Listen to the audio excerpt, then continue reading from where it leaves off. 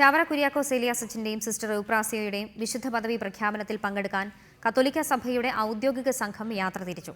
CMI, CMC സഭാപ്രതിനിധികളടക്കം 300 പേരാണ് ഇന്ന് പുലർച്ചെ കൊച്ചിയിൽ നിന്നും യാത്ര തിരിച്ചത്.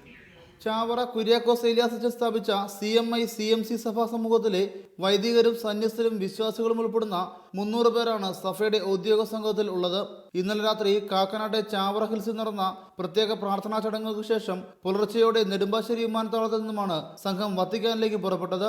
ഇന്ന് ഇറ്റലിയിലെ മിലാനിലെത്തുന്ന സംഘം വിശുദ്ധ നഗരങ്ങളായ പാദുവ, ഫ്ലോറൻസ് എന്നിവിടങ്ങൾ സന്ദർശിക്കും. വിശുദ്ധ പദവി പ്രഖ്യാപനത്തിന് മുന്നോടിയായി 22-ാം തീയതി വൈകിട്ട് വത്തിക്കാനിലെ സെന്റ് പീറ്റേഴ്സ് സ്ക്വയറിൽ നടക്കുന്ന ജാഗരണ പ്രാർത്ഥനയിലും ഇവർ പങ്കുചേരും. 23-ന് ഇന്ത്യൻ സമയം 1:30-നാണ് വിശുദ്ധ പദവി പ്രഖ്യാപന ചടങ്ങുകൾ നടക്കുക.